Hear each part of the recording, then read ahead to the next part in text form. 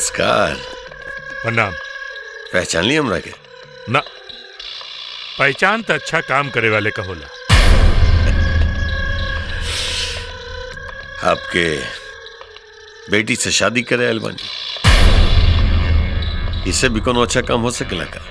हमरे बेटी के बिया तय हो चुकल बा। तोड़ दा। हम लोहार ना बाप है। देखो बुढ़ो, अब सीधे सीधे अपन बेटी के हाथ हम रात में दे दा और चल ही सगुन के स्वीकार करा, न तो तारा देह के हड्डी तोड़ के वह पर साथ फेरा तारा बेटी के साथ लगाए। बाप हवन हमार, तमीज से बोल, ना तो एहिजा जमीन में 6 फुट नीचे गाड़ दे तोहरा के। वाह, एक बार हमरा साथ हम बिस्तर होला के बाद बदन में ही तेवर और ही गर्मी। अच्छा बा, सुहाग रात हमरा साथ मनैलू और बियाह के और के साथ करबो। हाँ,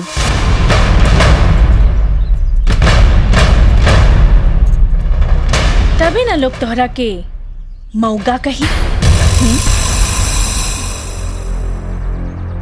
चलो बता दे कि वो मरद के हुए जे हमार देहल दर्द के दवा बन गई।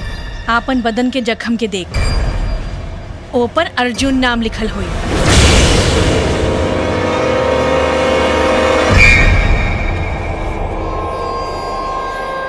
ये शादी के जोड़ा बा, पहिर के दुल्हन बन के तैयार रहिया और हम तोरा अर्जुन के मुर्दा खाना में नाम लिखा के कर लाश तोरा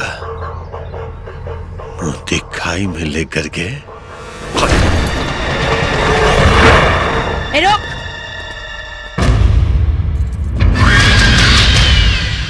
एकर जरूरत तोहरा लागी। जहिया अपन देवता के साथ बिया करेम, तोहरा के न्योता जरूर भेजे। तो इहे शादी के जोड़ा पहिर के बैंड बाजा में नाचे चलाई ह।